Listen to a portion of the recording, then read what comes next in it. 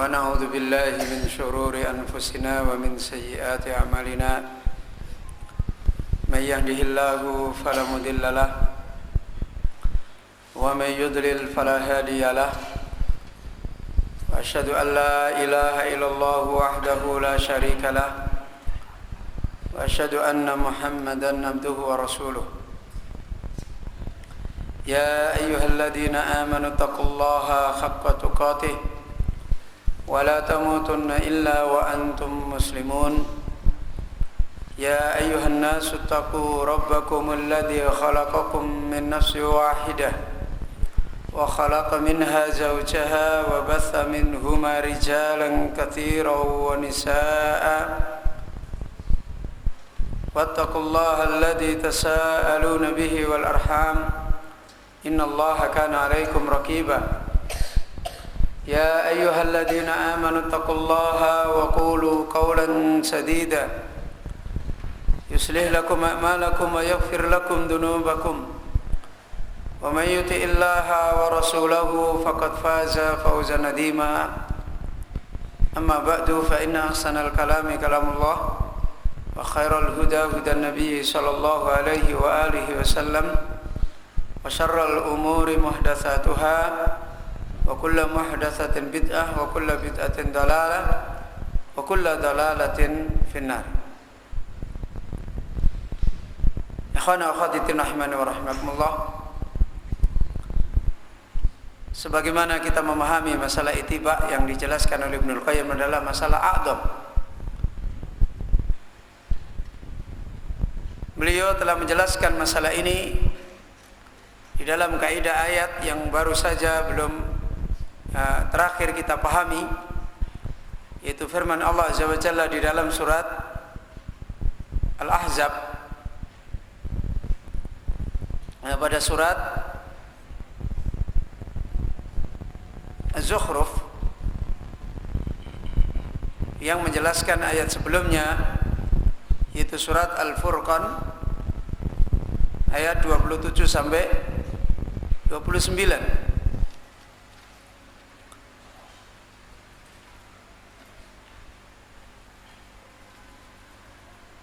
Yang disimpulkan oleh beliau Ibnul Qayyim, di mana masalah ittiba adalah masalah yang merupakan ujian yang berat karena berkait dengan masalah pertemanan yang sebagaimana diterangkan oleh beliau, bagaimana akhir kesudahan berkepanjangannya fitnah ini sampai membawa laknat di antara orang-orang yang dulu saling bersepakat di dunia untuk ikut mengikuti karena kedekatan dan seterusnya, akhirnya menjadi musuh. Sebagaimana dijelaskan oleh Ibnul Qayyim rahimahullah, al-akhillau yawma idin ba'duhum li ba'din aduwwun illa al-muttaqin. Orang-orang yang saling memberikan kepercayaan, saling berteman, saling menyenangi, saling mencocoki, kemudian terjadilah ikut mengikut yang tidak dibangun dengan al-hijratu ila rasul,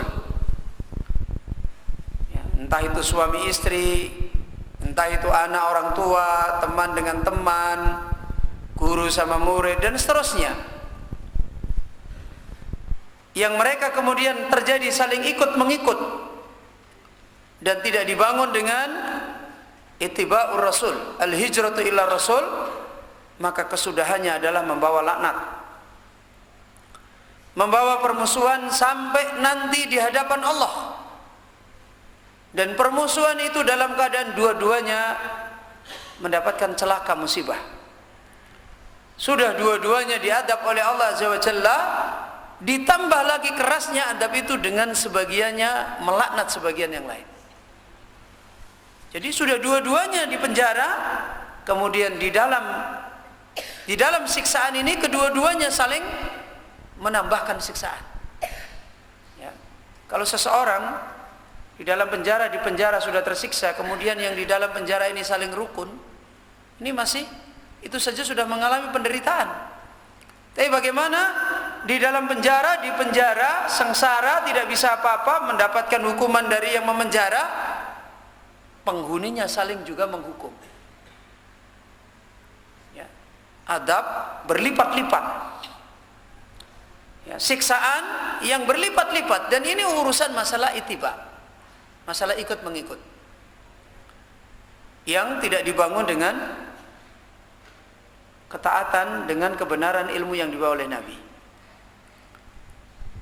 Kemudian beliau Ibnu Qayyim membawakan kembali penjelasan dari sebuah ayat tentang keadaan mereka ini pada firman Allah yang lain, yaitu pada surat Al-Ahzab ayat 66 sampai 68. Wa qad dzakara ta'ala khala haula'il adba'i wa khala man tabauhum fi ghairi mawdi'in min kitabi. Dan sungguh Allah Azza wa Jalla, Allah Ta'ala tidak hanya pada satu ayat, fi ghairi mawdi'in min kitabi, Allah mengungkapkan masalah ini tidak hanya pada satu tempat di dalam kitabnya. Dzakara, Allah menyebutkan khala haula'il adba', Allah menyebutkan keadaan orang-orang yang di dunia itu mengikut, berkeinginan, berbuat kesana kemari, ikut ini, ikut itu. Allah sebutkan keadaan mereka bersama dengan keadaannya orang-orang yang diikuti dengan orang-orang yang mengikuti mereka. Disebutkan oleh Allah bukan cuma satu ayat. Di antaranya dalam surat Al-Ahzab, Allah menjelaskan kembali lebih luas, ya, lebih detail, lebih menunjukkan sengsaranya yang berkepanjangan disebabkan karena ittiba yang tidak dituntunkan oleh Allah.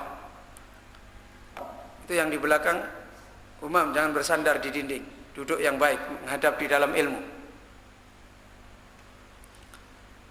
Allah berfirman, yauma tuqallabu wujuhuhum finnar. Ya ikhwan, ini firman Allah, Allah yang mengkhabarkan, Allah yang memberitahu tentang kehidupan yang akan dihadapi oleh manusia. Apa kata Allah Azza wa Jalla? Yauma tuqallabu wujuhum finnar. Pada hari wajah-wajah mereka dibolak-balikkan di dalam neraka. Allah mengingatkan kenyataan yang mengerikan. Pada hari wajah-wajah mereka dibolak-balikkan di dalam neraka. Yaquluna ya laitana ata'na Allah wa ata'na Rasulah. Wahai sekiranya ya Allah, dulu kami taat kepada Allah dan taat kepada Rasul. Berarti dia menyesali keadaannya tentang masalah apa ini? Masalah ittiba, masalah taat. Ya, menunjukkan dia sudah tahu keadaannya, bahwasanya dia dulu ternyata tidak taat pada Allah dan tidak taat pada Rasul. Ketika wajahnya dibolak-balikkan di dalam neraka, Allah menjelaskan, mereka mengatakan, ya laitana ata'na Allah wa ata'na Rasulah. Wa qalu, kemudian orang yang menderita karena keliru mereka di dalam ittiba ini, apa yang dia lakukan setelah dia diadab oleh Allah seperti ini?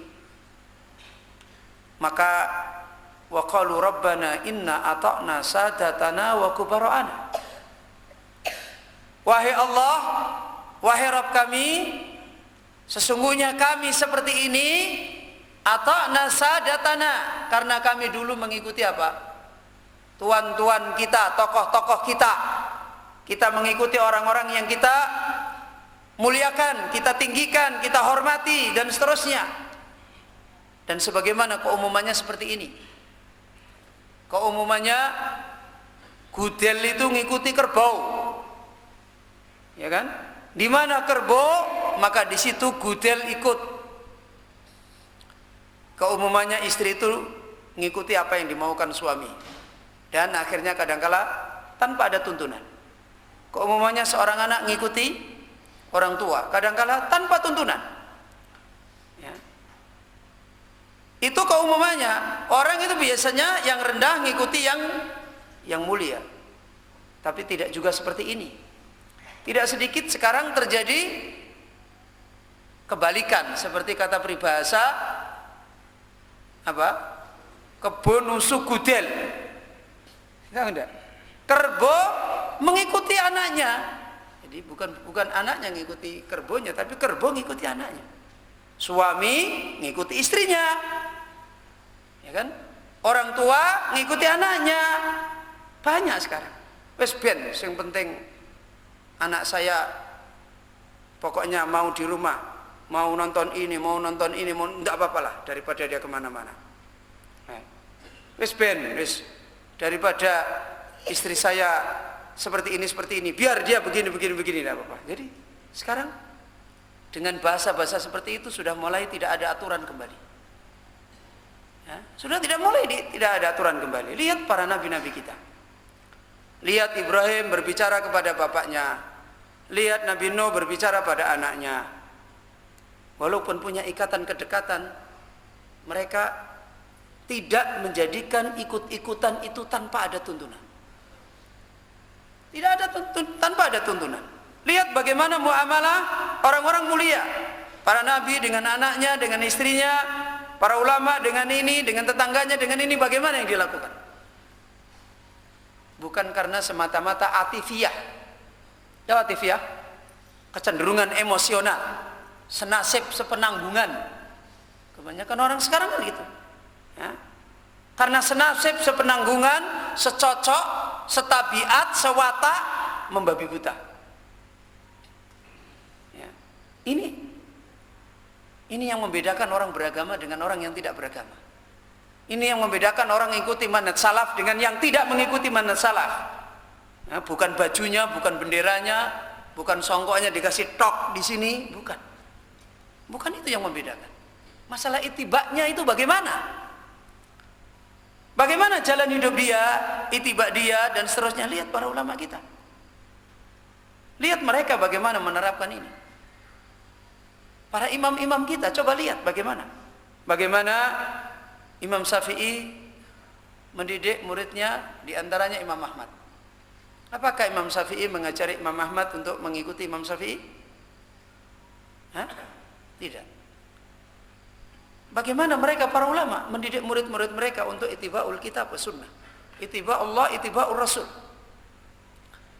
Karena mereka memahami benar tentang persoalan ini, tidak sebagaimana kita yang belajar sunnah buta, tidak tahu rel. Ya. Tidak tahu rel, akhirnya berantakan masalah ketaatan seperti kenyataan yang justru banyak terjadi. Inna ata'na sadatana, sesungguhnya kami mentaati para tuan-tuan kami, wa kubara'ana, dan para tokoh-tokoh pembesar kami. Fa'adalluna, maka mereka telah menyesatkan kami. Baru ditahu di mana? Di neraka. Ya. Coba pahami baik-baik. Ini kejadian nanti di neraka, yang neraka surga itu akan mulai dirasakan manusia. Berapa tahun lagi kira-kira akan dirasakan manusia sebagian dari surga dan neraka? Umumnya 60 tahun lagi kita akan mulai merasakan. Ya kan nggak lama. Umur manusia itu umumnya berapa? Berarti 60 tahun lagi kita mau ketemu sebagian uapnya neraka dan uapnya apa? Surga. Kalau kita sekarang umurnya sudah 50, berarti 10 tahun lagi mau ketemu. Lihat. Kalau sudah lewat 50, sudah hati-hati. Mau tidur, bangun tidur itu ingat terus.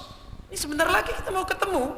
Khufratun min khufratin niran, aw riyadun min riyadil jannah. Kuburan kita akan menjadi pelatarannya neraka atau menjadi apa? Tamannya surga. Akan ketemu. Dan itu awal kita memetik perjalanan hidup kita. Awal kita memetik perjalanan hidup kita di sana. Dan ini nggak lama. Apa yang diberitahukan oleh Allah ini jangan dibilang, wah itu kan besok di akhirat. Nggak lama ini.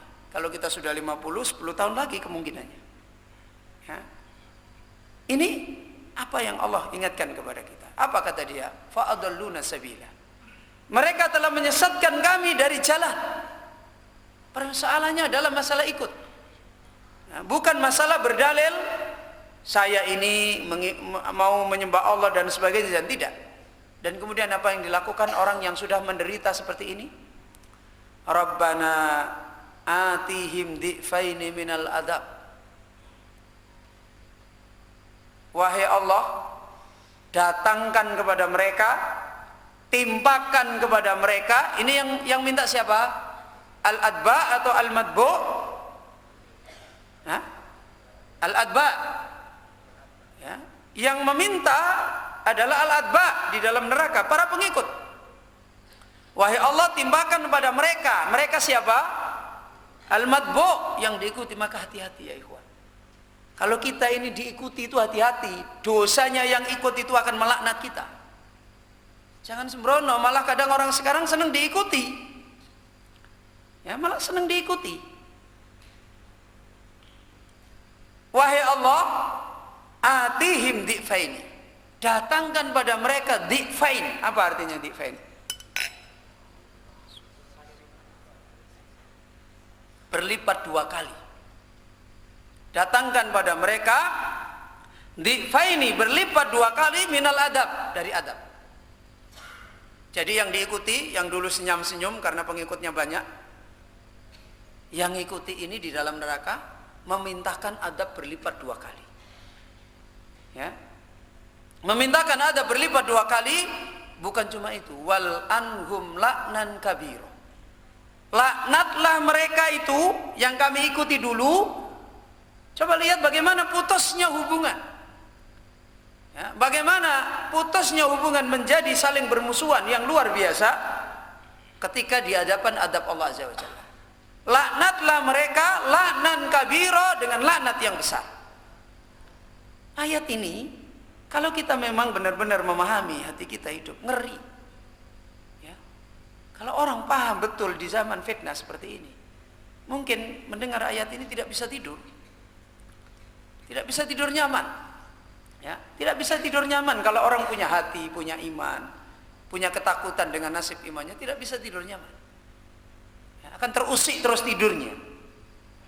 Ya, tapi kadang-kala kita sekarang ini nggak tahu.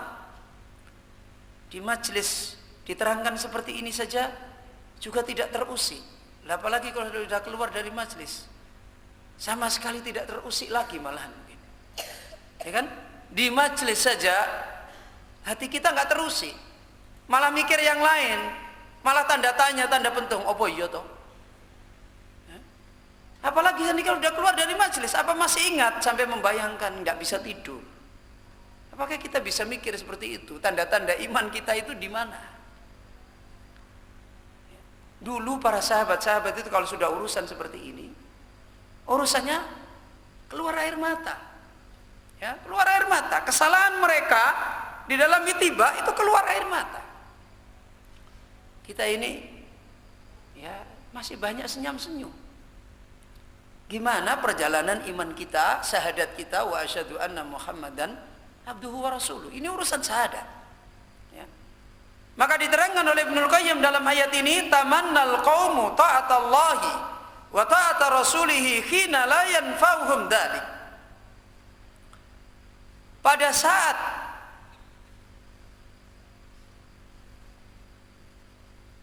semuanya itu tidak memberi manfaat pada mereka, kaum di hadapan Allah di dalam neraka, setelah menjadi penghuni neraka, dia tamanna. Apa tamanna? Menginginkan yang tidak mungkin terjadi. Penghuni neraka kok pengen keluar dari neraka, itu tidak mungkin terjadi. Penghuni neraka yang sudah ditetapkan oleh Allah sebagai penghuni neraka pengen keluar dari neraka, itu tidak mungkin terjadi. Tamanna. Ketika mereka mengatakan ya laitana, maka menggunakan laita, adat litamanni, menghayal. Seandainya itu tidak akan terjadi, ya sudah seperti itu. Maka mereka mengandaikan kalau sekiranya taat kepada Allah dan Rasulnya. Di saat pengandaian itu tidak berguna, tidak memberi manfaat, nggak ada gunanya. Ya. Dan di dunia pun Hal seperti itu sudah banyak ditunjukkan oleh Allah dalam hidup kita. Pengandian-pengandian yang tidak berguna itu di dunia sudah ditunjukkan. Kenapa kita pengen nanti terjadi lagi di akhirat? Naudzubillah. Sebagaimana seorang mengandaikan, ya laitas sababu yaudu yauma. Orang-orang yang sudah rambutnya mulai beruban seperti saya, seperti yang lain, ya, sudah terlanjur seperti ini. Kemudian apa? Seandainya saya kembali muda, ya, saya akan belajar sungguh-sungguh. Ini tidak perlu. Sekarang saya tua, saya belajar sungguh-sungguh. Begitu. Jadi tidak perlu mengandaikan. Yang masih muda, seandainya saya masih anak-anak, ya, seperti yang sekarang ini anak-anak, beruntunglah dia belajar. Seandainya saya anak-anak sungguh-sungguh. Makanya karena saya tidak anak-anak, jadi saya tidak sungguh-sungguh. Kan begitu akhirnya kan.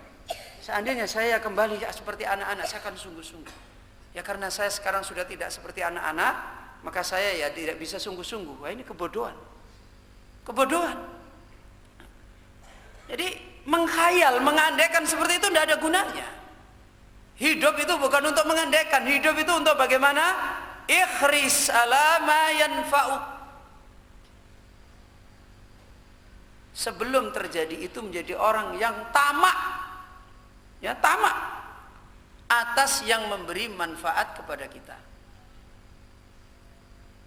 Tamaklah kepada makan. Benar kan kita tamak pada makan? Hah? Tamaklah pada cari duit. Bener kan? Loh, ya masa, coba enggak usah kerja lah kalau gitu tiap hari. Tamaklah pada menuntut ilmu, bener? Oh betul, apa betul? Hah? Tamak itu kalau orang sekarang tergila-gila. Tamak kepada kerja itu gila kerja. Kalau tamak menuntut ilmu, gila menuntut ilmu. Sampai waktu tidur aja enggak ada. Nah, kita ini di majelis ilmu tidur, apalagi tidak di majelis ilmu tidur berlipat ganda. Bagaimana orang tamak seperti itu? Kalau ulama-ulama yang tamak kepada ilmu itu sampai menulis syair. Saya bermalam-malam tidak bisa tidur karena menjaga ilmu. Itu bermalam-malam tidak bisa tidur karena menjaga ilmu. Itu namanya orang yang tamak dengan ilmu. Ya, kita ini di majelis ilmu, ustadznya baru nulis, masih nulis, lari. Ya, lari keluar sebentar, ambil batu, tung, tung, tung. Gimana maksudnya tamak? Ya. Alhamdulillah ustadznya ustadz modern. Ustadz modern itu. Dilihat nggak ada ya, karena ustadz modern toh kurang begitu peduli. Ustadz modern kan kurang begitu peduli. Nulis ya, do Melayu nu ya ora ngerti nulis. Tenang aja. Kalau ustadznya itu ulama-ulama seperti dulu, tidak ada kesempatan kita bisa lari. Tidak ada kesempatan bisa lari. Kita dulu kalau belajar itu, gurunya diem tidak ngajar, diem itu tidak ngajar. Di majelis ilmu diem, malah dia baca Quran, baca ini. Kita itu tidak berani bergerak, tangannya goyang sih nggak berani, duduk terus begini sampai jam 12 malam. Dikira diulang-ulang ki ngopo itu. Itu diem, ngomong juga nggak berani, apa-apa juga nggak berani. Itu saya alami dulu. Diem itu karena gurunya tahu ada yang salah, nggak ditunjuk-tunjukin. Dia diem saja, baca Quran, nggak diajar-ajar. Kalau kita, alhamdulillah, gurunya ramulang tinggal baca Quran, kita juga pergi. Itu dulu itu, saya itu waktu belajar itu seperti itu. Ya kita nggak berani apa-apa, diem terus begini. Itu duduk tok. Tahu-tahu, ayo bangun, ikut saya. Wes, ikut aja, nggak berani apa-apa. Habis itu dibawa ke sawah, dicarikan sumur, suruh mandi. Jam 12 malam suruh mandi. Itu nggak berani. Jadi karena salah kita tahu, suruh mandi, terus suruh wudhu, suruh sholat. Loh, itu kita dulu itu begitu takut. Karena gurunya itu melihat muridnya salah sedikit juga wah ini nggak beres ini. Nah sekarang ini alhamdulillah guru-guru kita ini, kita patut bersyukur. Waya thalibal ilmi, wahai penuntut ilmu, kita patut bersyukur karena guru-guru kita itu sangat toleran sekali gitu. Ya. Ini pengandaian yang tidak ada gunanya. Saat-saat sudah terjadi dan kita mendapatkan buahnya yang buruk, mengandaikan baik nggak ada gunanya. Makanya mumpung sebelum kejadian itu terjadi, hari-hari kita itulah hari kita. Wa'tadiru bi annahum ata'u kubara'ana wa ru'asana. Perkataan mereka ini seakan-akan meminta udzur kepada Allah. Ya Allah, saya ini kan pengikut, gitu loh. Saya ini kan pengikut. Kan bukan saya sesat sendiri, disesatkan oleh dia. Seakan-akan dia itu minta, kuwi lo ada po 2 kali, saya jangan. Kan begitu kan? Lah wong saya ini korban loh. Ya, saya ini kan korban ngikut. Itu loh yang nyesatin saya adab 2 kali. Saya harusnya jangan diadab, wong saya ini korban. Tapi kenyataannya tidak seperti ini. Ya. Kenyataannya tidak seperti ini. Walaupun dia mengatakan bahwasanya mereka ini mengikuti tokoh-tokoh mereka, pembesar mereka. Wa tarafu bi annahum la udra lahum fi dzalik. Dan mereka tahu omongan dia begitu di hadapan Allah itu tidak diberi udur. Dari mana kok bisa menunjukkan mereka itu walaupun ngomong begitu sebenarnya tidak ada gunanya? Siapa yang bisa menjawab? Dari mana Ibnul Qayyim bisa mengatakan bahwasanya mereka itu meminta udur dan mereka itu tahu kalau mereka tidak diberi udur? Dari mana? Dari tamanni. Alhamdulillah, jazakallah khair. Dari perkataan dia ya laitana. Itu menunjukkan dia tahu. Dia mengatakannya la'allana, bukan begitu. Kalau dia la'allana berarti kemungkinan dia tahu kalau dia diberi apa? Diberi udur. Ini dia tahu kalau dia tidak diberi udur, minta udur. Coba. Menunjukkan penderitaan yang luar biasa. Saking tidak kuatnya. Dia sudah tahu kalau dia itu tidak diberi udur, berteriak minta udur. Ibaratnya ampun, ampun begitu loh. Jadi dia tahu kalau dia tidak diberi udur, dia meminta udur kepada Allah Azza wa Jalla. Wa alat wa annahum ata'u sadati wal kubara wa asau ar-rasul. Kesimpulannya cuma 2.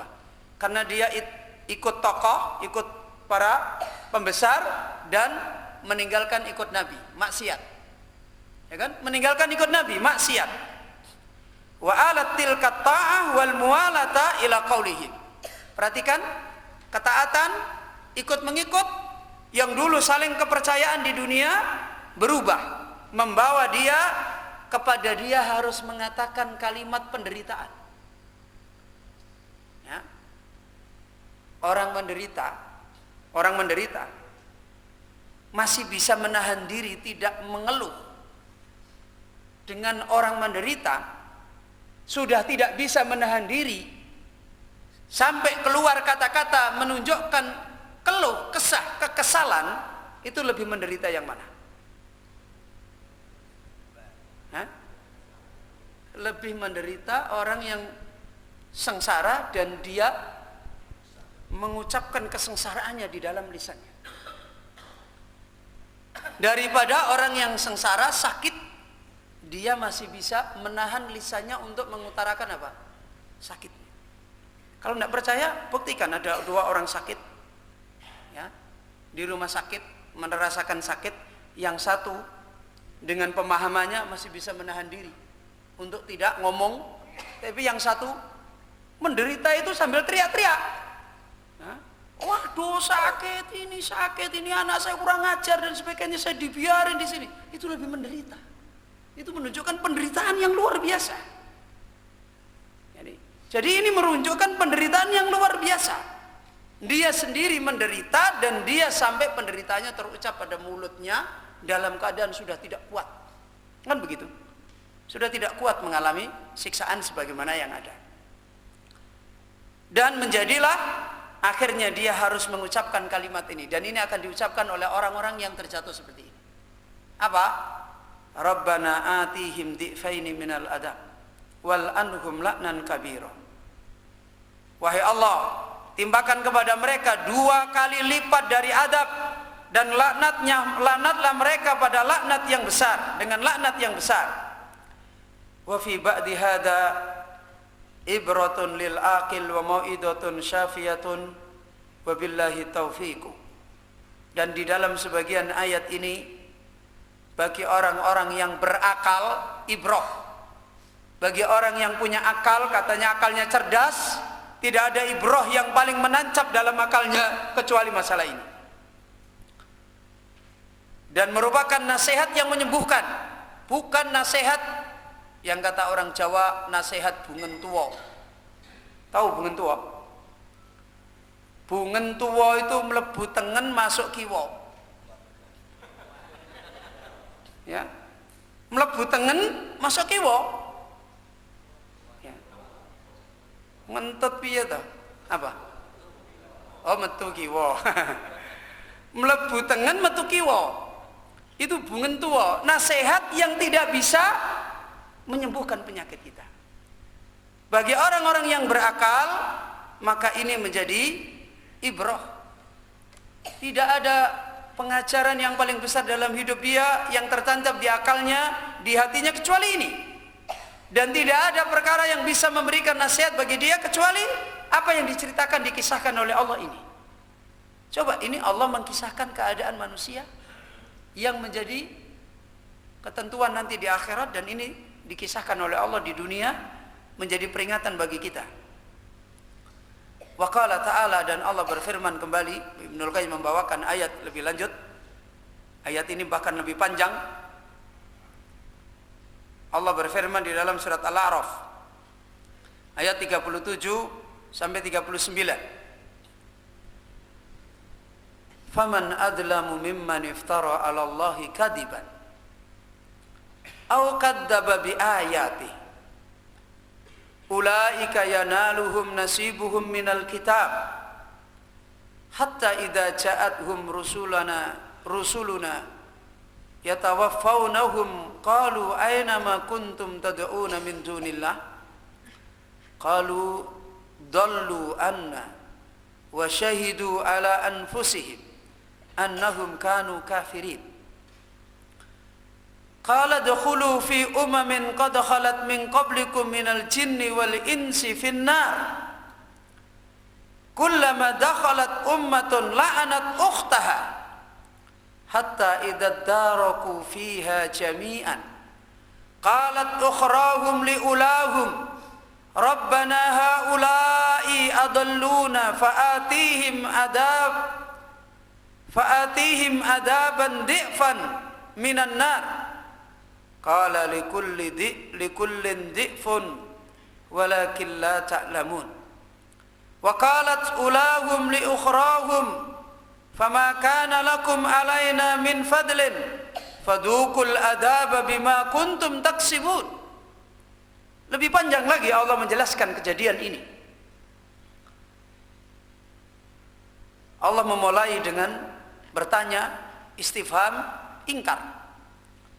Bertanya untuk mengingkari, untuk memberikan peringatan kepada kita. Bukan bertanya untuk kita menjawab, tapi untuk mengingkari keadaan kita, mengingkari orang-orang yang seperti ini. Kata Allah Azza wa Jalla, siapakah yang paling dolim? Adakah orang yang paling dolim? Dari orang yang dia telah membuat kedustaan atas Allah. Ya, lahirnya ikut mengikut adalah lahirnya diantaranya fitnah. Ikut mengikut itu terjadi karena ada fitnah. Kalau tidak fitnah syubhat, maka fitnah apa? Syahwat. Terjadi ikut ini karena fitnah syahwat, atau karena fitnah apa? Syubhat. Ya. Karena fitnah syahwat atau fitnah syubhat terjadilah orang ikut mengikut. Maka Allah mengingatkan salah satu masalah yang menjadikan sesat, menyesatkannya manusia, yaitu adalah iftira ala Allah, membuat kedustaan atas Allah. Membuat kedustaan atas Allah. Dan itu sering dikatakan oleh orang. Makanya sampai salah satu ulama bahasa Bahasa Arab mengatakan, di antara perkara yang aku takutkan adalah apabila penuntut ilmu tidak tahu ilmu nahwu dan ilmu sharaf, dia akan berdusta atas nama Nabi. Kenapa? Dia nanti akan ngomong agama yang sebenarnya dia tidak amanah. Dan itu adalah termasuk orang yang berdusta di dalam agama. Maka apalagi orang yang sengaja dia mendustakan di dalam agama. Dan itu lahirnya saling ikut mengikut. Manakah orang yang paling zalim daripada orang yang iftara 'ala Allahi kadiban? Orang yang dia telah membuat kebohongan atas Allah, atas agamanya. Bukan agama Allah dibilang agama Allah. Kemudian au kadzdzaba bi ayati. Atau orang yang dia telah mendustakan apa? Ayat-ayat Allah. Ada berapa yang disebut oleh Allah di sini? Ada berapa? Ada dua. Satu, iftara 'ala Allahi kadiban. Kemudian yang kedua, kadzdzaba bi ayatihi. Ada dua. Iftara 'ala Allahi kadiban, yang dua adalah apa? Kadzdzaba bi ayatihi. Dua-duanya ini disebut oleh Allah, ulaika yanaluhum nasibun minal kitab. Mereka itulah orang-orang yang apa yang mereka telah raih, nasib mereka dari berupa kitab Allah. Ima dia membuat kebohongan atas nama kitab Allah, atau ima dia apa? Mendustakan kebenaran yang ada di dalam kitab Allah. Jadi orang yang mereka menyelisihi dari mengikuti Allah dan Rasulnya, imma dia membuat kedustaan atas agama Allah, imma dia datang kepadanya ayat Allah kemudian dia apa? Mengikuti yang lain. Dia dustakan ayat Allah. Hatta idza ja'atuhum rusulana. Keadaan mereka ini sampai kepada saatnya ketika utusan kami telah datang pada mereka, yatawaffawnahu, dalam keadaan utusan kami ini mewafatkan mereka. Siapa berarti ini? Para malaikat yang mencabut nyawa kita, malakul maut. Mereka menjalankan keadaan seperti itu sampai pada akhirnya para utusan Allah yang mencabut nyawa manusia datang pada mereka, mewafatkan mereka. Kemudian para utusan itu mengatakan, qalu aina ma kuntum tad'una min dunillah. Sekarang mana apa-apa yang kalian minta, yang kalian seru, yang kalian ikuti dari selain Allah? Jadi ditanyakan. Qalu, kemudian orang-orang yang kehidupan mereka tadi apa? Iftara 'ala Allahi kadiban, atau apa? Kadzdzaba bi ayati. Dia mengatakan, menjawab perkataan malaikat yang menanyakan tentang nasib dia di dalam urusan ikut. Apa yang dia ikuti? Dallu anna wa syahidu ala anfusihim annahum kanu kafirin. Apa? Dallu anna, mereka telah menyesatkan kami. Baru tahu. Mereka telah menyesatkan kami, kemudian mereka telah mempersaksikan pada waktu itu atas diri mereka bahwa sesungguhnya mereka ternyata menjadi orang yang nasibnya kafir. Na'udzubillah. Kafir itu imma kafir zahir dan sekaligus batin, ada imma kafir batin. Itu apa kafir batin? Munafik. Al-kufru ba'dal iman. Itu adalah apa? Nifak. Betapa banyak fitnah ini menimpa manusia seperti yang diingatkan oleh Nabi, pagi hari beriman, sorenya kufur. Sore beriman, paginya kufur. Ketika mereka terkena fitnah ini, membalik mereka seperti yang diingatkan oleh Syekh Ali bin Hasan hafizahullah, irtadda ala sudurihim. Apa? Terjadilah banyak kemurtatan. Di mana murtad itu terjadi? Di dada-dada mereka. Hatinya sudah murtad sebenarnya, walaupun zahirnya muslim. Makanya Kalau kita kembali memahami ayat ini, kita ingat, kadangkala kita melihat, dan semoga tidak terjadi, umat Islam dohirnya banyak. Tapi kalau mayoritas hati-hati mereka sudah irtadda, bagaimana mau ditolong oleh Allah? Allah hanya menolong orang-orang yang mereka mencintai Allah. Orang-orang yang mereka tidak mencintai Allah, tidak mengikuti Allah, tidak akan ditolong oleh Allah. Bahkan dibiarkan oleh Allah. Lihat bagaimana Allah berfirman, fa innahu may yartadda minkum an dinihi, maka barang siapa yang telah murtad di antara kalian dari agamanya, apa? Fasawfa ya'tillahu, apa artinya? Maka Allah akan mengganti dia. Jadi sudah tidak dianggap. Maka Allah akan mendatangkan biqaumin, dengan suatu kaum. Salah satu ciri kaum ini yang pertama ditunjukkan oleh Allah, Pak, yuhibbuhum wa yuhibbuna. Kan begitu kan? Yuhibbuhum, Allah mencintai mereka dan mereka mencintai siapa? Allah. Berarti mereka yang diganti oleh Allah punya ini enggak? Enggak punya. Sudah hilang. Mereka tidak mencintai Allah, tidak mencintai agamanya, tidak ikut agamanya Allah. Kemudian apa? Allah tidak mencintai mereka, dibiarkan, sudah.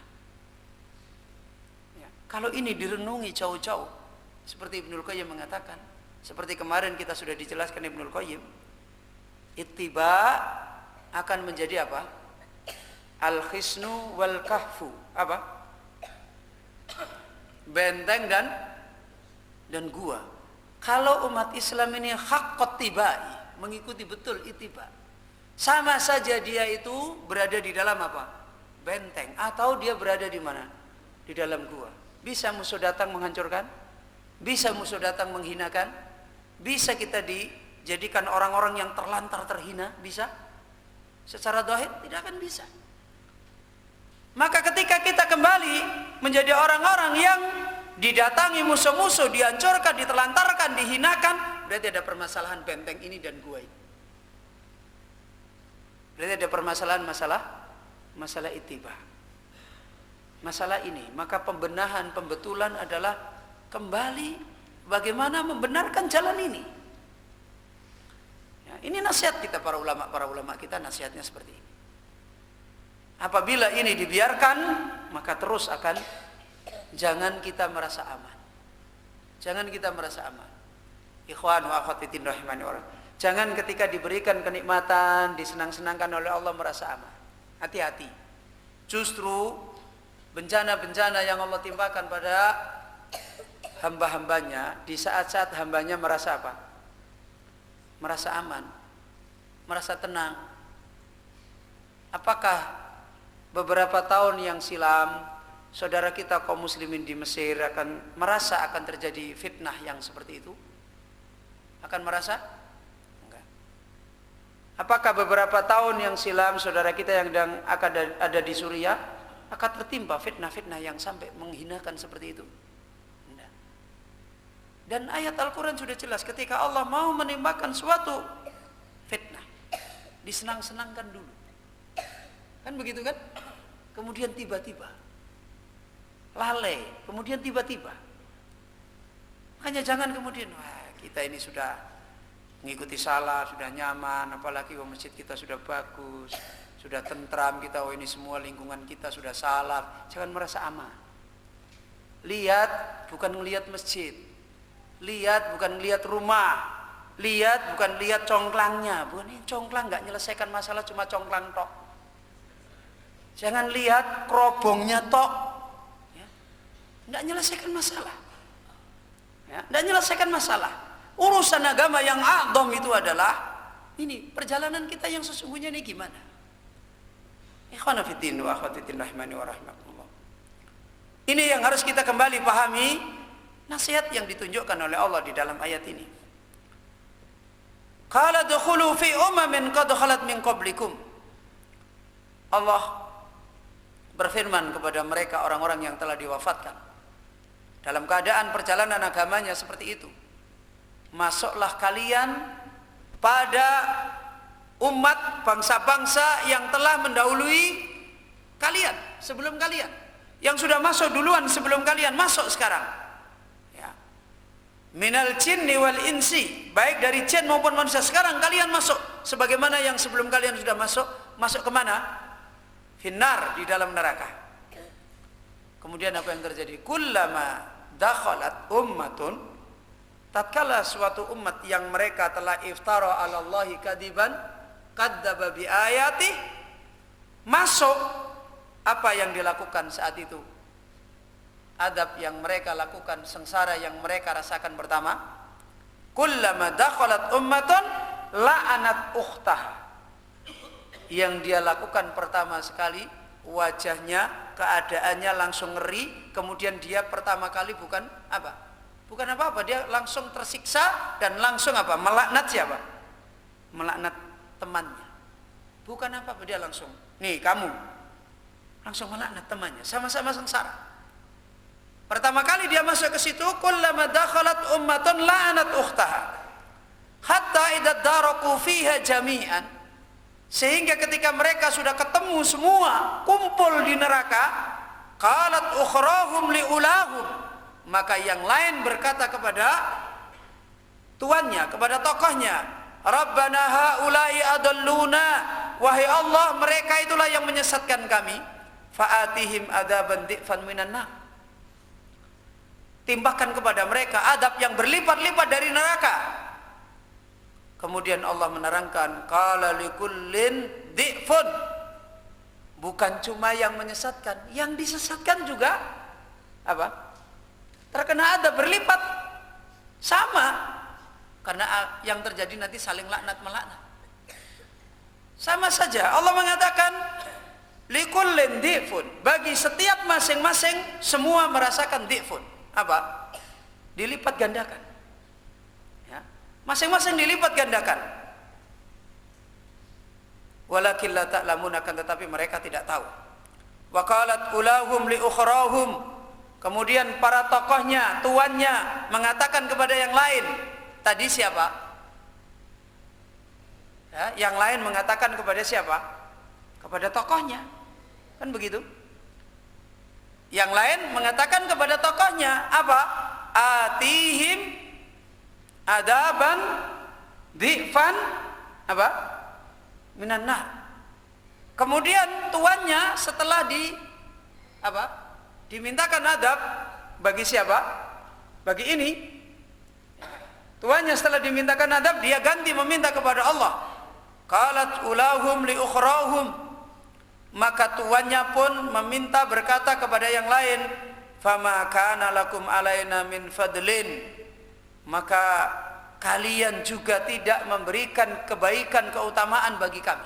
Kalian juga tidak memberi manfaat. Padahal dulu dia merasa berbangga diikuti dengan apa? Dengan banyak orang. Sama, saling lanat pelanat, saling mengingkari. Fadukul adab. Apa kata dia? Ya sudah, rasakan adab. Kami merasakan adab, apa? Kalian juga sudah rasakan adab. Bima kuntum taksibun, dengan apa yang kalian lakukan. Ayat yang sangat panjang ini disimpulkan oleh beliau Imam Ibnul Qayyim. Di dalam ayat ini ada dua golongan manusia, as-sinfani al-mubtilani. Ada dua golongan manusia dalam masalah ikut mengikut yang dua-duanya batil. Ya, ada dua golongan manusia dalam masalah ikut mengikut, sesat menyesatkan, yang dua-duanya apa? Batil. Maka Ibnul Qayyim memberikan nasihat, falyatadabbaril akilu hadhil ayati wa mastamalat alaihi minal ibari. Maka harusnya orang yang berakal menjadikan peringatan, renungan terhadap ayat-ayat ini. Bagaimana Allah menerangkan kisah-kisah permasalahan dengan masalah ittiba. Dengan masalah ittiba. Begitu banyak sekali Allah menggambarkan begini, kayak gini kenyataannya. Wa mastamalat alaihi minal ibar, dan hendaklah orang yang berakal menjadikan dari ayat ini dan pada apa yang terkandung di dalam ayat ini dari berupa ibrah, dari berupa pengajaran dalam hidup yang benar. Yang pertama, qauluhu ta'ala, iftara 'ala Allahi kadiban aw kadzdzaba bi ayati. Ibrah yang pertama yaitu firman Allah pada ayat, dia itu telah membuat kedustaan atas Allah, atau dia telah mendustakan dengan ayat-ayat Allah. Ini ibrah yang pertama. Dzakara as-sinfaini al-mubtilaini. Di dalam ayat ini Allah menyebutkan orang yang batil dalam dua keadaan, dua kelompok. Di dalam urusan ikut mengikut, batil, dua-duanya batil, nasibnya sama-sama mendapatkan adab. Ya. Akhaduhuma, yang pertama, munsyiul batili wal firyati wa wadi'uha wa da'in nasi ilaiha. Yang pertama, kelompok pencetus atau penumbuh, pemilik ide, ya kan? Yang mempunyai ide, yang melahirkan, yang mencanangkan, dan seterusnya yang semakna dengan itu pada kebatilan, dan yang memulai membuat kedustaan. Hati-hati, jangan menjadi orang yang memulai kepada perkara seperti ini. Pemulai, pencetus, pelahir, penggagas, ya, dari sebuah kebatilan dan dari sebuah kedustaan. Wa wadi'uha, dan yang meletakkan, mengokohkan, mencanangkan, merekayasa, ya, yang merencanakan. Perhatikan apa yang diterangkan Ibnu Qayyim. Wada'in nas, dan yang menjadi pempropaganda, pengajak. Ini masuk satu kelompok, yaitu apa? Masuk pada golongan iftara 'ala Allahi kadiban. Jadi yang punya ide dulu, penggagasnya masuk, kemudian pembangunnya meletakkan kaidah-kaidahnya dari gagasan itu masuk, kemudian propagandanya, penyebarnya, bala tentaranya yang ngomongkan masuk dalam pengertian apa? Iftara 'ala Allahi kadiban. Iftara 'ala Allahi kadiban. Sebagai contoh, ketika ulama membahas golongan yang sesat, Al-Jahmiyah, siapa penggagasnya? Siapa penggagasnya? Yang ingkar kepada sifat Allah? Jahm bin Safwan. Kenapa kok dikatakan penggagasnya? Siapa yang bisa jawab? Siapa penggagasnya Jahmiyah? Jahm bin Safwan. Kenapa Jahm bin Safwan dinilai sebagai penggagasnya?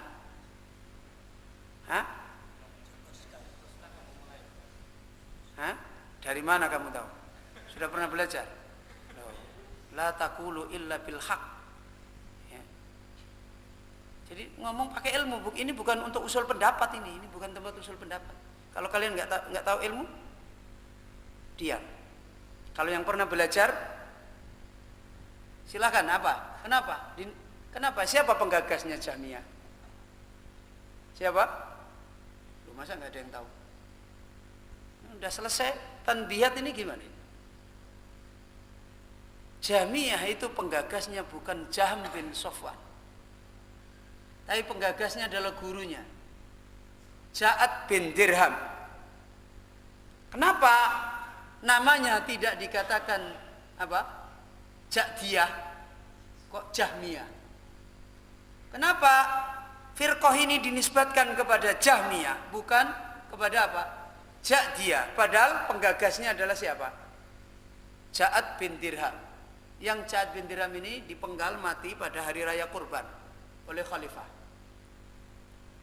Ya, karena dia mempunyai ajaran yang menyesatkan ini, mengingkari sifat Allah.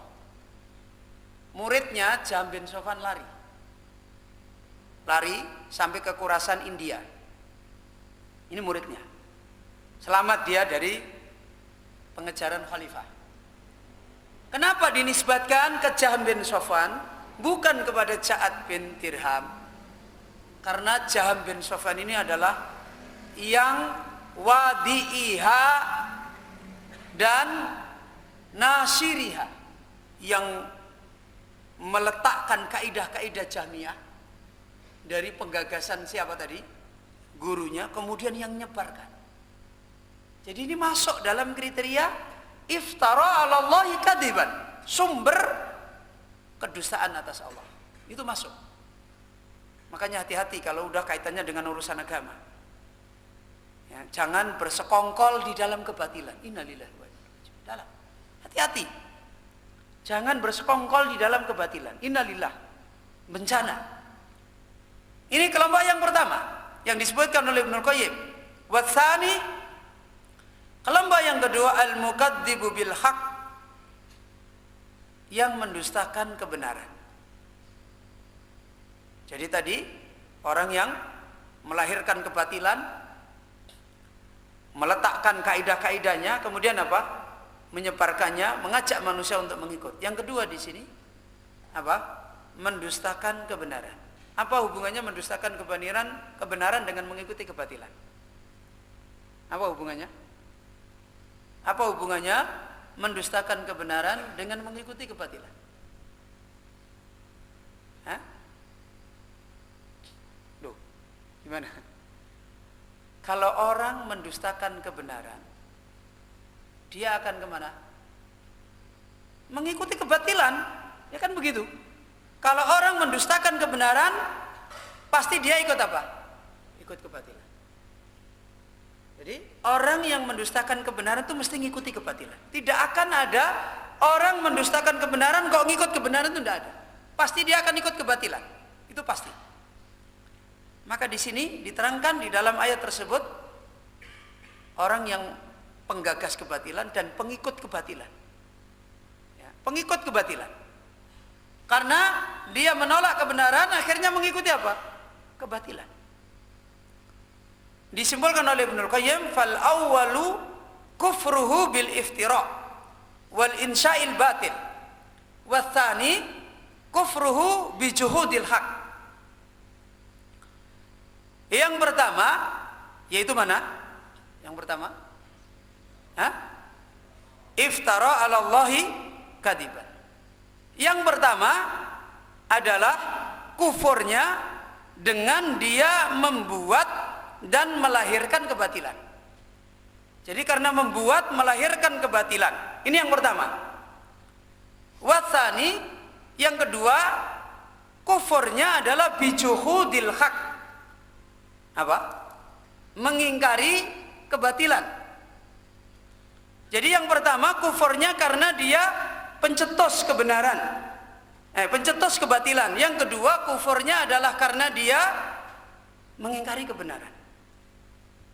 Hadanin nau'ani yu'radani likulli mubtilin. Maka dua golongan ini adalah dua golongan orang yang dilemparkan pada setiap kebatilan. Semua kebatilan.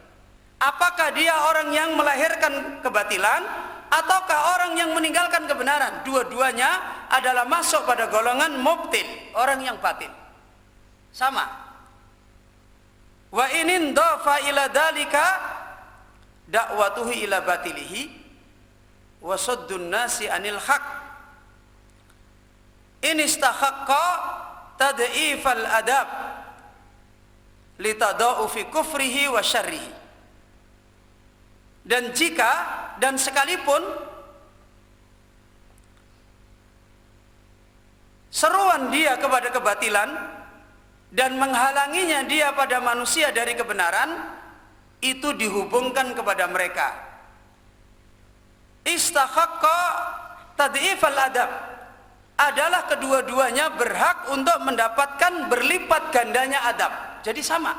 Apakah yang mengeluarkan kebatilan, menggerakkan, menyebarkan, atau yang meninggalkan kebenaran, kemudian mengikuti kebatilan tadi, dua-duanya adalah sama-sama berhak untuk mendapatkan berlipatnya adab. Itu sama. Jadi tidak ada bedanya setelah di hadapan Allah Subhanahu wa taala. La tadau fi kufrihi wa syarrihi. Karena berlipat gandanya kekufuran dan kejelekan yang ada pada dia. Walihada qala ta'ala, karena itulah Allah taala berfirman, alladzina kafaru wa saddu an sabilillah zidnahum adaban fawqal adabi bima kanu yufsidun. Makanya Allah berfirman dalam ayat yang lain, orang-orang yang mereka telah kufur dan orang-orang yang mereka telah menghalangi dari jalan Allah, kami Allah menambahkan pada mereka adab di atas adab. Kami Allah menambahkan pada mereka adab di atas adab. Bima kanu yufsidun, dikarenakan mereka membuat kerusakan. Jadi alasannya kenapa dua-duanya disamakan adab berlipat ganda? Apa di dalam ayat ini? Hah? Apa alasannya? Apa? Bima kanu yufsidun. Baik yang menyebarkan kebenaran membuat kerusakan, yang menyebarkan kebatilan membuat kerusakan, yang mengikuti meninggalkan kebenaran mengikuti kebatilan juga membuat kerusakan. Sama. Pada dasarnya mereka ini adalah berkumpul membuat kerusakan di muka bumi. Baik penggagasnya, penyebarnya, yang membuatnya, atau yang meninggalkan kebenaran kemudian mengikuti dia. Dua-duanya sama membuat kerusakan di muka bumi. Kan karena itu Allah Azza wa Jalla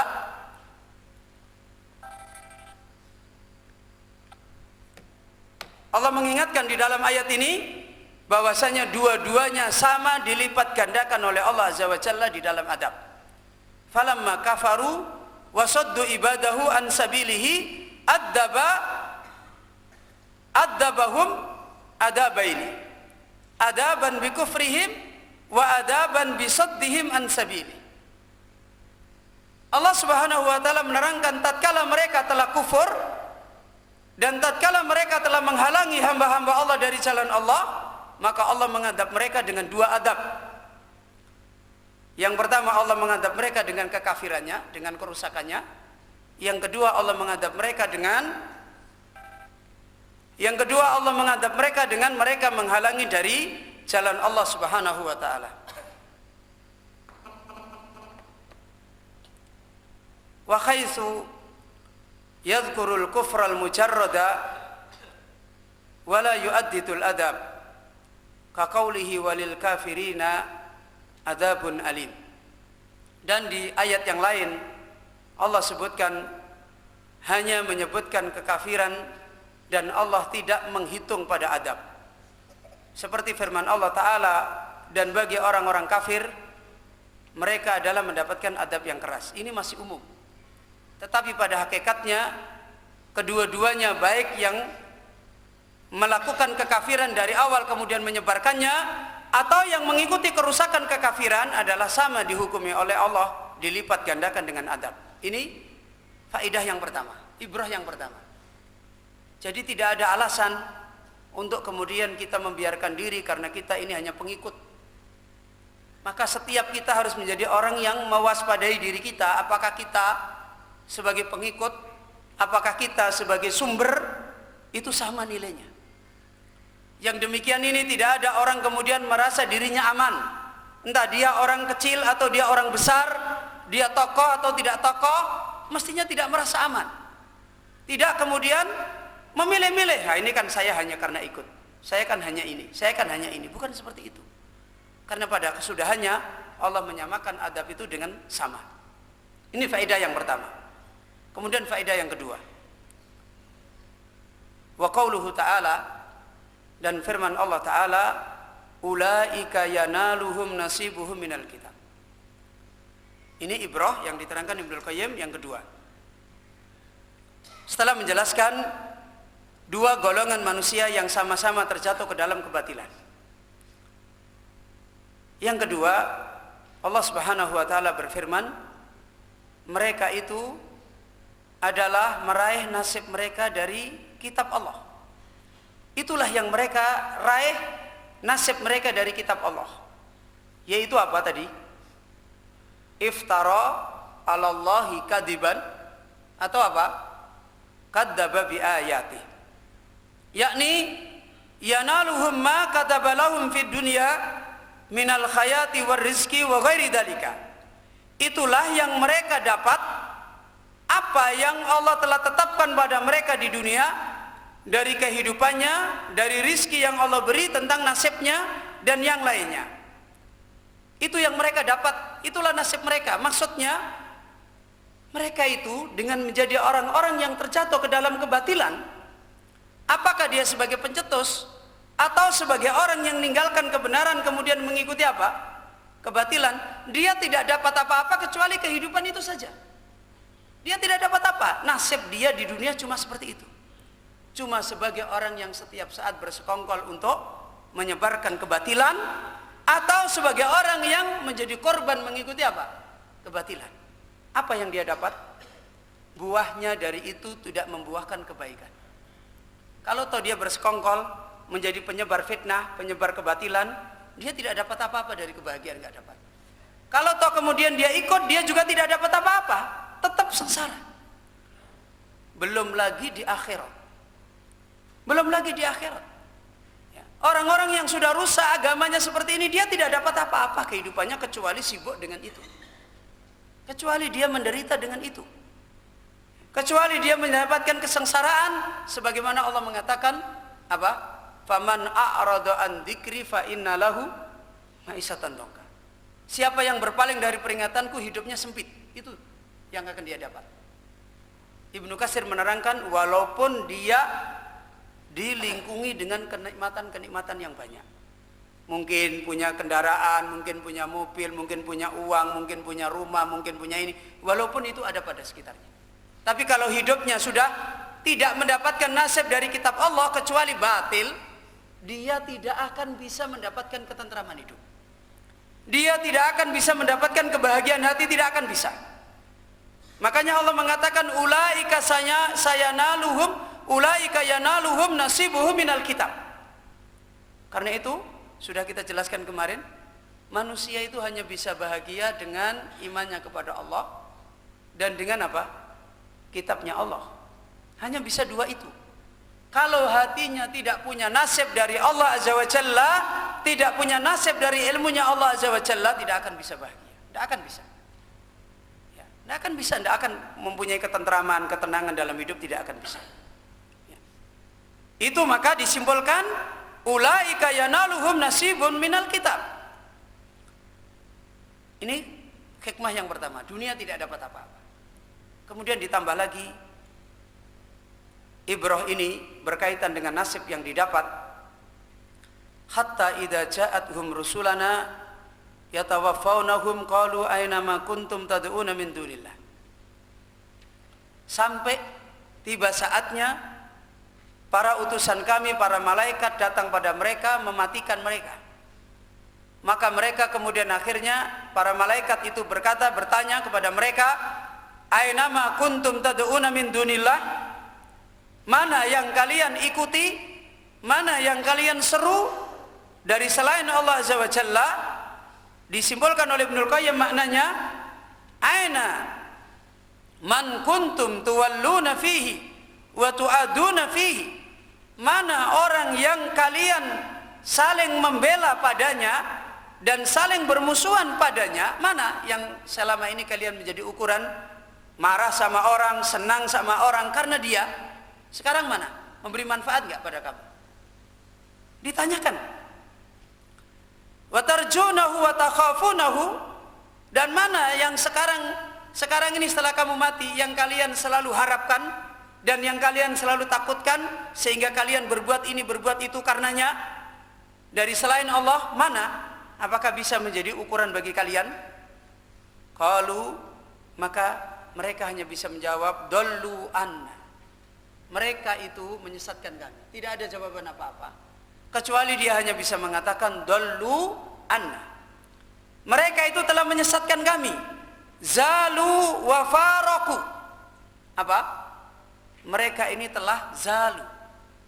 apa? Zalu. Bergeser. Sudah enggak sama-sama lagi. Kemudian wafaraku, dan telah apa? Berpisah. Sudah enggak ada lagi hubungan apa-apa. Mereka zalu wafaraku. Ikhwana fiddin rahimani wa rahimah. Hendaknya ini jadi renungan. Hidup kita itu selalu bertemu dengan sesama manusia, dan urusan kita selalu terpengaruh ikut dengan dan seterusnya.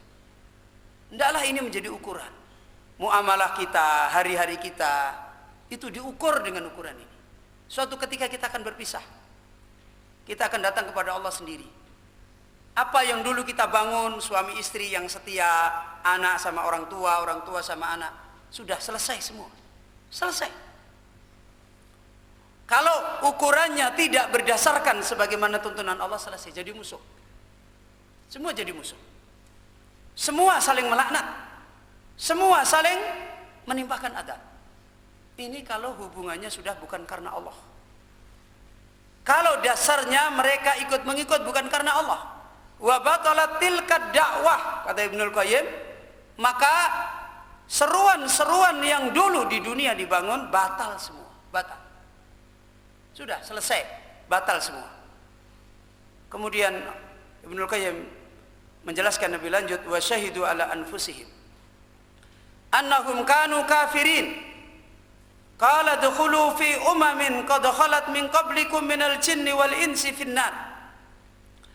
Maka mereka telah mempersaksikan diri mereka, ngakui. Akhirnya dia ngakui dirinya sendiri bahwasanya ternyata mereka ini di hadapan Allah dinilai jadi orang kafir. Naudzubillah. Baru tahu kalau dulu di dunia masih membela diri. Orang Yahudi masih membela diri dengan dia tidak menjadi orang kafir. Orang Nasara dan seterusnya, orang-orang munafikin, orang-orang yang sebenarnya sudah rusak agamanya, tidak sesuai dengan tuntunan Allah, masih banyak membela diri bahwasanya mereka itu orang benar. Tapi di hadapan Allah, mereka mempersaksikan dirinya bahwasanya mereka itu orang kafir. Ini Allah menyebutkan tentang ini. Qalu dukhulu, kemudian Allah mengatakan pada mereka, silahkan sekarang, karena kamu sudah menjadi orang yang kufur, setelah kamu mengakui, sekarang kamu masuk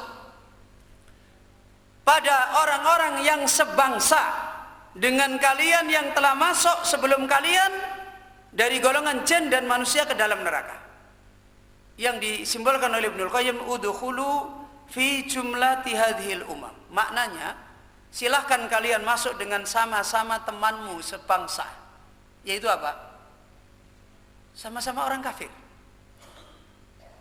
Silahkan sekarang kalian berkumpul sama-sama orang yang sebenarnya kafir, walaupun dulu di dunia beragam. Mungkin yang satu Yahudi, satu Nasrani, satu munafikin, satu murtad, satu dan seterusnya. Tapi setelah di akhirat Allah menyebut dengan satu bangsa. Yaitu apa? Orang-orang kafir. Gak ada lagi disebut yang lain. Semua dinilai sama dan dia sudah mengakui kalau nasibnya sama-sama kafir. Na'udzubillah min dzalik. Kullama dakhalat ummatun la'anat ukhtaha. Begitu sudah kumpul satu umat, ketika masuk melaknat saudaranya, sampai ketika mereka sudah berkumpul di dalamnya semua, yang lain melaknat tokohnya, yaitu kullu ummatin mutaakhiratin dallat bi aslafihim. Karena biasanya umat yang akhir itu disesatkan oleh siapa? Oleh umat yang awal. Maka yang akhir melaknat yang awal. Yang akhir melaknat yang awal. Ini penyebabnya karena pendahulunya.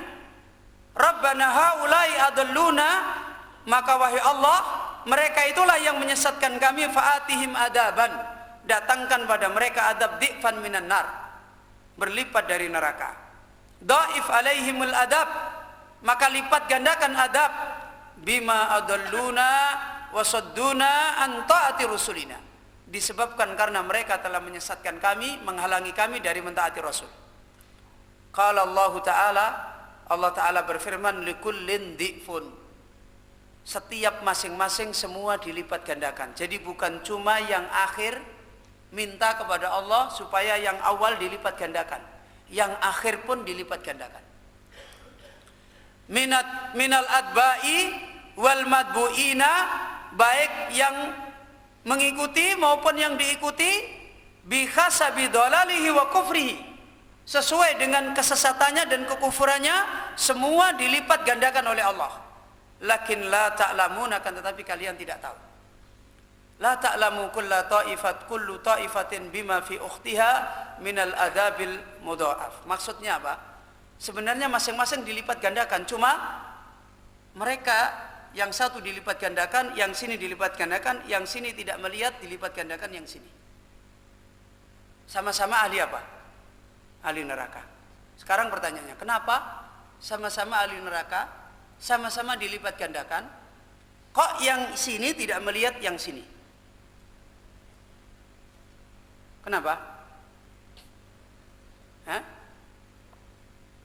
Ini sama saja dengan pertanyaannya Aisyah radhiyallahu anha kepada siapa?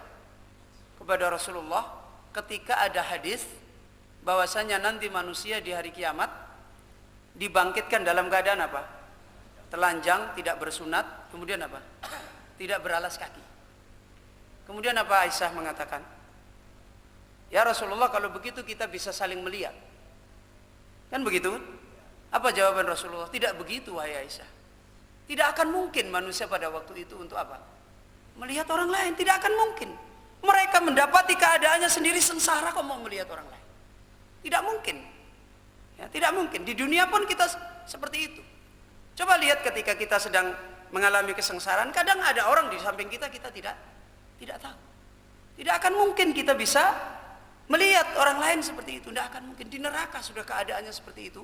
Masa kita mau bisa melihat nonton orang lain diadab? Kita sendiri sengsara seperti itu. Tidak mungkin. Ini kisah yang Allah terangkan yang begitu luar biasa, fitnah tentang di neraka. Berkaitan dengan masalah ikut mengikut. Seharusnya kita dengan apa yang dinasihatkan oleh Allah Azza wa Jalla ini, hati-hati dalam kehidupan kita setiap hari. Hati-hati keinginan kita ketika muncul, perbuatan kita ketika melakukan, hati-hati. Urusan hidup kita harus tahu ini ikut siapa, ini ikut siapa, ini ikut siapa, harus jelas. Makanya Allah sampai mengingatkan wala taqfu ma laisa laka bihi ilm. Jangan kamu mengikuti sesuatu yang kamu tidak tahu tentangnya ilmu. Kalau tidak tahu kita disuruh oleh Allah apa? Tawakuf. Sudah. Kok saya tidak tahu? Sudah, berhenti. Ini nasihat Allah Azza wa Jalla. Wala taqfu ma laisa laka bihi ilm. Innas sam'a wal basara wal fuada kullu ulaika kana anhu mas'ula. Telinga kita, mata kita, hati kita, lisan kita, semua nanti akan ditanya oleh Allah Azza wa Jalla. Kan ditanya. Makanya di dalam din, di dalam kita hari-hari, ini agama kita, masalah ittiba, masalah hari-hari kita. Masalah agama, sebagaimana kita tahu dari sejak bangun tidur sampai tidur lagi, sampai kita tidur, itu tidak pernah luput dari masalah apa? Masalah agama. Tidak pernah luput. Mana yang luput? Ya. Di mana saja kita tidak pernah luput di dalam masalah agama. Makanya Imam Ahmad mengatakan kebutuhan manusia terhadap ilmu agama adalah sesuai dengan apa? Nafasnya. Di mana dia bernafas, dia butuh kepada agama. Dan tidak mudah dia untuk ikut mana tanpa dia tahu. Kalau dia belum tahu, sudah, diam. Sudah, jangan ngikut. Sudah, jangan punya keinginan. Sampai dia tahu. Makanya orang yang benar, kepentingan dia adalah bagaimana dia mendapatkan ilmu. Ya, kepentingan yang benar, bagaimana dia dapat ilmu. Dengan dia mendapatkan ilmu, akan tertutup pintu-pintu kejelekan. Makanya sampai ulama mengatakan, kalau seorang waktunya habis di dalam ilmu, tertutuplah pintu-pintu rusak di dalam agamanya. Kenapa? Ketika dia sibuk di dalam ilmu, tidak ada lagi waktu untuk dia duduk-duduk ngobrol yang tidak ada gunanya. Tidak akan mungkin.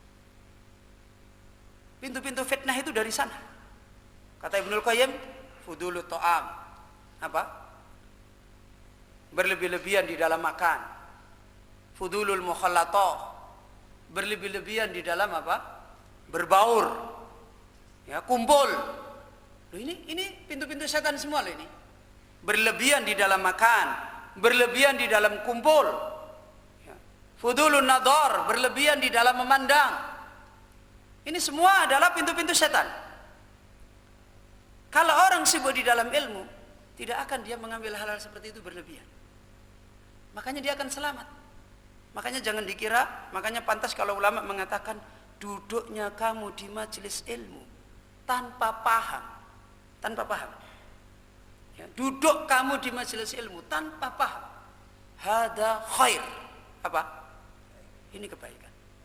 Paling tidak menutup pintu-pintu yang lain. Coba kalau kamu tidak duduk di majelis ilmu, kamu berhenti dari berbuat? Enggak. Kamu di luar, mungkin kamu malah dengerin apa, main apa, pergi ke sana, mungkin ini. Enggak mungkin kamu diam. Tapi begitu kamu duduk di majelis ilmu, kelihatannya terkekang, sepaneng, ya, diperhatikan terus sama gurunya. Wah, ini dipeliri terus, ini kita sepaneng. Kita merasakan kayaknya kita ini kayak orang yang sedang tertuduh, kan begitu kan? Padahal ini kebaikan. Kebaikan kan? Karena tadi pagi kan sudah diterangkan sama Ustaz Jad kan? Tadi pagi atau tadi malam? Kaidah di zaman-zaman fitnah diantaranya apa? Banyak tinggal di rumah, bukan sering bedal. Kan begitu? Dengan antum duduk di majelis ilmu, dikekang, ngantuk ditangeke, ya, ribut dikandani, itu sama saya dikekang dan itu pintu kebaikan. Coba kalau kamu dilepas, yang izin silakan izin, yang pengen ngobrol silakan ngobrol, yang pengen ini silakan keluar, coba silakan. Sekarang antum duduk keluar izin, pasti di luar akan ngobrol. Pertama ngomong tentang mungkin makanannya enak apa tidak kamu, terus yang buat siapa? Oh iya memang istrimu tidak bisa masak, kalau istri saya pinter masak, mulai ngerasani kan? Ya kan, iya kan? Itu dari apa? Dari kita sudah fudul berlebih-lebihan. Makanya jangan dikira duduk kamu di majelis ilmu tidak paham itu baik. Walaupun akhirnya kelihatannya dikekang. Memang kadang-kadang kita kalau tidak mengerti pemahamannya ulama, ya kita salah paham. Orang paham kok belajar kok orang paham kok disuruh tetap belajar. Padahal di sana pintu fitnah itu banyak. Nanti antum akan keluar, ngobrol, duduk, mungkin akan ngerasani, mungkin akan bukan cuma itu, ada orang lewat, kamu kira pencuri, kamu ambil batu, kamu lempar. Padahal dia bukan pencuri, bisa jadi. Loh kan begitu kan? Akhirnya banyak pintu-pintu fitnah. Makanya ulama menerangkan pada zaman fitnah, banyak tinggal di rumah, banyak di masjid Allah. Di rumah kamu diburu fitnah, lari di masjid. Di masjid diburu fitnah, biarkan kamu mati, dibunuh daripada kamu mati apa? Membunuh. Itu hadisnya Nabi. Nah kita ini pengen cari selamat, tapi dikasih caranya selamat, kadangkala malah salah paham, ya kan? Dikasih tahu caranya selamat, salah paham. Nah coba kalau misalnya sekarang kamu itu betul-betul lihat, kita ini lihat, di luar itu banyak penjahat-penjahat sedang berdiri di situ. Kira-kira kamu pengen keluar dari masjid? Pasti tidak. Pasti aku main masjid ngaji terus Ustaz, sampai jam 1 malam terus, tidak apa-apa. Pasti akan begitu. Saya yakin begitu antum. Enggak, begitu lihat luar, ngaji aja ngaji. Pasti akan begitu. Tapi inilah ujian hidup kita. Maka apa yang dinasihatkan ulama seperti ini pelajaran besar. Jangan dianggap kita ini main-main, hidup ini bukan main-main. Hidup ini bukan main-main. Allah tidak menciptakan hidup kita untuk bermain-main. Ini apa yang disimbolkan oleh Al-Imam Ibnul Qayyim rahimahullah. Maka sebagaimana tadi telah diterangkan, fa innakum ji'tum ba'dana fa ursiltu fikum ar-rusul wa bayyanu lakumul haq wa khaddarukum min dalalina wa nahawkum an ittiba'ina wa taqlidina fa abaitum illa ittiba'ana wa taqlidana. Jadi seakan-akan orang-orang awal ini juga membalik. Loh, kalian itu kan datang setelah kami. Kan begitu kan? Jadi ini saling apa? Saling tuduh menuduh. Loh, kan kalian itu kan datang setelah kami. Dan Rasul kalian ketemu Ustadz, ketemu kitab, ketemu majelis ilmu. Nah, saya itu malah dulu nggak ketemu dia loh, kan begitu. Ya, saya menyesatkan kamu, pantas. Wong saya dulu nggak pernah ketemu dakwah salaf, belum ada. Mungkin begitu di Indonesia. Nah, kamu kan sudah ketemu dakwah salaf. Nah, malah dibantah lagi sama yang awal. Kamu kan datang kemudian, sudah ada dakwah salaf, ada radio ini, semua dakwakan salaf. Nah, kamu malah dihujah begitu gimana? Ya. Kalau kita mungkin berujar, oh, kita ini gara-gara yang dulu-dulu. Lah dia juga ngomong, lah mendingan saya dulu kan nggak ada radio sunnah, radio rojak, radio ini nggak ada dakwah salaf, nggak ada ini, nggak ada website, nggak ada internet. Udah gimana? Dan para rasul sudah menjelaskan kalian kebenaran, dakwah salaf berkumandang, sudah diajarkan ittiba, wa khaddarukum min dalalina, dan kalian diingatkan kesesatan-kesesatan kita. Lah kok kamu ikut? Kamu kan sudah dikasih tahu sama ustaz, sama orang alim, sama ulama, sama Syekh Albani, bahwasanya tidak boleh gini, tidak boleh yang lalu, biarlah berlalu, kan begitu. Loh kok kamu masih ikut? Ya malah kita yang ruwet. Ya, kita yang ruwet, sama-sama ruwet. Yang dulu ruwet, yang kita juga ruwet. Sama, ya. Apa diterangkan oleh beliau? Fa'abaitum illa tiba'ana wa taqlidana. Kamu malah bangkang. Kamu tetap mengikuti seperti saya. Lah udah kamu dapat kebenaran, kok kamu masih sama seperti saya? Kamu tetap menolak dan tetap mengikuti kami dan taklid pada kami. Wa tarakal haq alladzi atakum bihi rusul, dan kamu tetap meninggalkan yang benar yang sudah disampaikan pada kamu. Wah, ini lebih parah lagi. Fa ayyu fadlin kana lakum alaina. Makanya dia berdalil, apakah kamu yang lebih dapat kebaikan atau kami? Mana kebaikan kamu dibanding kami? Jadi ternyata kamu juga lebih jelek, kan begitu. Kalau kami, kejelekannya menyesatkan kamu, kan begitu kan? Tapi kalau kamu, kejelekannya sudah datang yang benar, malah kamu tinggalkan, ngikut kami. Nah, coba. Makanya tadi ayatnya gimana? Iftaru 'alallahi kadiban. Kalau kami, karena kami membuat kebohongan. Kalau kamu sudah datang yang benar, malah kamu tinggalkan, kamu ikuti kami. Ayo coba mana yang baik? Ini sama ucek-ucekan, ya, sama-sama tuduh menuduh. Ya, kalau kami membuat kedustaan, nah ini sudah, kami memang sesat, kami adabnya berlipat ganda. Kamu sudah ada dakwah, sudah ada ngaji, sudah ada ini, ada kitab, wis iso maca kitab gundul meneh. Malah kamu hidupmu menyimpang. Yang benar kamu tinggalkan. Sekarang apa kata dia? Fa ayyu fadlin kana lakum alaina.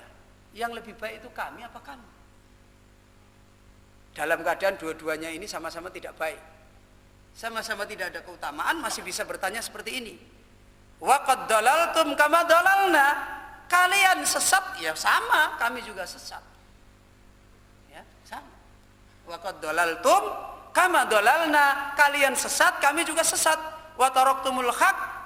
Kalian juga meninggalkan kebenaran, kama taraknahu, sebagaimana kami juga meninggalkan kebenaran. Kami meninggalkan kebenaran, kami karena membuat yang batil kemudian tak sampaikan kepada kamu. Lah kamu meninggalkan kebenaran, sudah dinasehati, ini yang benar, masih ngikuti kebatilan yang saya promosikan. Ya sama, nasibnya sama. Maka disimbolkan oleh Ibnul Qayyim, fadalaltum antum bima kana dalalna. Maka kamu sesat sebagaimana kami sesat. Nahnu biqaumin akharin fa ayyu fadlin lakum alaina. Kami semuanya dengan kaum yang akhir sama. Mana keutamaan kita? Sama-sama tidak ada keutamaan. Fadukul adab. Akhirnya setelah mengakui sama-sama tidak ada keutamaan, apa kata dia? Mari kalian rasakan adab sama-sama. Ya, sudah. Loh, ini coba. Fadukul adab, mari kalian rasakan adab sama-sama. Innalillah. Ikhwana fiddin rahimani. Ini urusannya ikut mengikuti. Hendaknya kita, entah kita seorang yang mungkin pantas diikuti, hati-hati.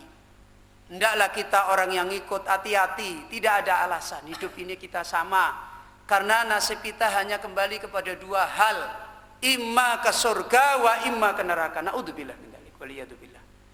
Kita akhiri insyaallah majelis kita sampai di sini.